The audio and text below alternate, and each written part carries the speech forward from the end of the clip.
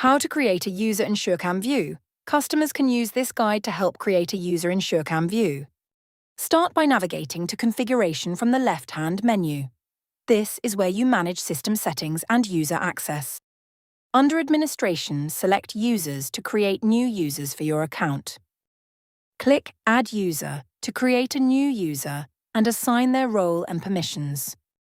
Type the user's first name here to begin creating their profile. Next, enter the user's last name to complete their basic identity details.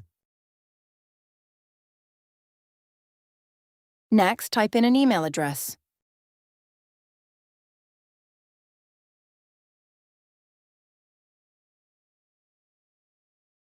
Set the account's role to user, driver, or admin. If they are not an admin, assign a location to the vehicle. Click here to assign a location to the user. Choose a location from the drop-down. Once you are done creating the user, invite them to join the platform. You will get a brief notification telling you a user has been created.